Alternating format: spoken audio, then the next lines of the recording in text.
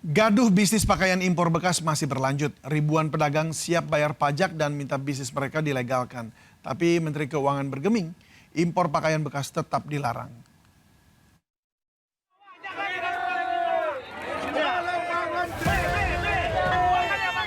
Menteri UMKM Maman Abdurrahman diserbu ratusan pedagang pakaian bekas impor di Blok 3 Pasar Senen Jaya, Jakarta Pusat.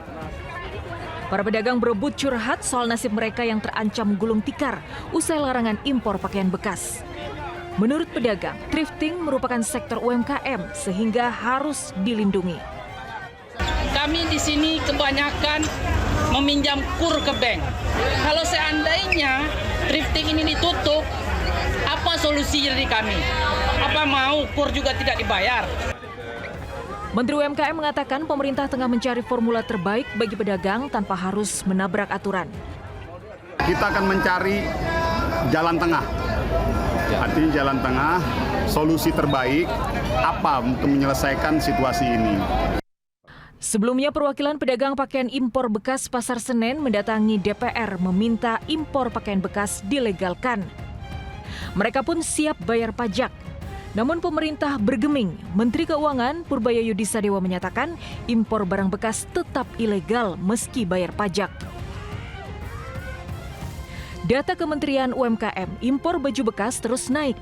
Pada 2021 hanya 7 ton, 2022 12 ton, dan tahun 2024 melonjak jadi 3.600 ton. Sampai Agustus tahun ini, impor baju bekas mencapai 1.800 ton. Besarnya impor pakaian bekas dituding jadi biang kerok lesunya industri tekstil dalam negeri.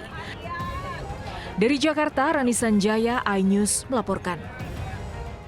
Pemirsa, hari ini Presiden Prabowo Subianto meninjau langsung lokasi bencana di Sumatera Utara.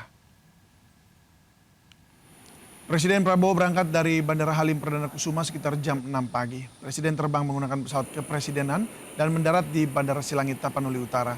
Rencananya Presiden Prabowo akan meninjau korban banjir di Sumatera Utara, Sumatera Barat, dan Aceh. Sementara itu Presiden Prabowo Subianto tiba di Tapanuli Tengah, Sumatera Utara siang ini untuk meninjau lokasi bencana banjir dan longsor di Pulau Sumatera. Setibanya di Bandara Silangit, Presiden Prabowo menaiki helikopter untuk meninjau lokasi bencana. Lokasi pertama yang dikunjungi Presiden Prabowo adalah Tapanuli Tengah. Presiden bertemu warga korban banjir dan melihat langsung kondisi pengungsian serta dapur umumnya. Warga pun menyambut hangat kedatangan Presiden. Dalam kesempatan ini Presiden Prabowo mengatakan pengiriman bantuan menjadi prioritas utama. Pemerintah segera memperlancar distribusi BBM dan menormalisasi aliran listrik. Dari Tapanuli Tengah, Prabowo melanjutkan peninjauan bencana banjir dan longsor ke Aceh dan nantinya Prabowo juga akan meninjau lokasi bencana di Padang Pariaman, Sumatera Barat. Seekor gajah Sumatera ditemukan tewas di antara puing-puing kayu yang hanyut terbawa arus banjir. Bangkai gajah tersebut diketahui warga pasca banjir besar melanda. Bencana banjir bandang dan tanah longsor yang melanda Aceh menewaskan seekor gajah Sumatera jantan. Bangkai gajah diketahui warga pasca banjir besar melanda. Polisi telah memberi tanda di sekitar lokasi bangkai dengan garis polisi. Lokasi penemuan gajah ini berada di daerah terisolir pasca banjir bandang luapan Sungai Meredu Pidi Jaya. Medannya cukup sulit dan hanya bisa diakses dengan berjalan kaki selama 2 jam. Cuaca ekstrim juga menyebabkan banjir di kawasan Sumedang, Jawa Barat. Akibatnya sekolah dan belasan rumah terendam air hingga aktivitas belajar mengajar lumpuh. Banjir merendam sekolah dasar negeri Sukasirna 1 di lingkungan Singaparna, Kelurahan Regol Wetan, Sumedang Selatan, Sumedang, Jawa Barat pada tadi malam. Banjir setinggi 60 cm terjadi akibat guyuran hujan deras sejak sore hari yang berdampak pada meluapnya sungai Cipicung. Banjir juga merendam 11 rumah warga dengan ketinggian air 1 meter hingga 2,5 meter. Petugas gabungan bersama warga masih melakukan pembersihan lumpur yang masuk ke dalam rumah. Pemirsa, hari ini kereta khusus petani dan pedagang rute Rangkas Bitung Merak mulai beroperasi.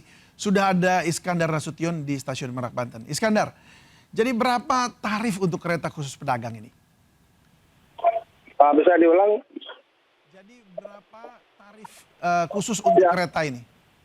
Ya, baik, bisa dapat saya informasikan bahwasannya pada tanggal 1 Desember ini pihak PT KAI Komuter telah melaksanakan diadakannya kereta api khusus petani dan pedagang. Dan pada saat ini baru saja kereta api sampai tiba di tujuan di stasiun Merak. Nah, posisinya gambarannya seperti ini. Ya, kereta api sendiri ini terlihat warnanya beda dengan kereta api yang pada umumnya ya. Jadi sini warnanya hijau karena cuma ada 37 penumpang. Mungkin kita bisa masuk sebentar. Ya. Bisa Pak ya? Ya, Pak. Bisa buka nggak, Pak? Oh, nggak bisa? Bisa. Oh, bisa. Ya, jadi... Halo? Halo? Halo? Ya, Iskandar, silakan. Ya, Lanjut. Bisa saya gambarkan bahwa tempat duduknya sendiri seperti ini. Memang berbeda dengan kereta biasa ya, yang khusus ekonomi, dan ini memang kursinya hadap-hadapan seperti ini karena dimungkinkan adanya nanti barang bawaan dari penumpang yang merupakan dari petani dan pedagang. Jadi mereka bisa meletakkan barang di depan ini dan bisa menggunakannya untuk dilakukan setiap hari. Karena dalam satu hari itu ada 7 kali keberangkatan dan adanya 7 keberangkatan ini harganya sangat murah. Harganya hanya Rp3.000 saja. Demikian. Baik, ini berarti hanya Rp3.000 per pedagang ya? Dan memang ini adalah kereta khusus pedagang dan duduknya ini berhadap-hadapan, unik sekali. Sekali. Anda sudah melihat ada penumpang di sana mungkin yang siap antri untuk masuk? Ya, tadi beberapa sudah antri. Nah, ini memang petugas lagi menunggu masuknya penumpang. Baik, nggak apa-apa kalau begitu. Terima kasih banyak Iskandar untuk informasinya dan ini bisa langsung dinikmati oleh para pedagang. Selamat bertugas kembali. Ya. Sebuah tempat usaha di kawasan PIK Penggilingan Cakung, Jakarta Timur terbakar. Selain menghanguskan bangunan, api juga membakar 1 unit mobil yang terparkir di lokasi.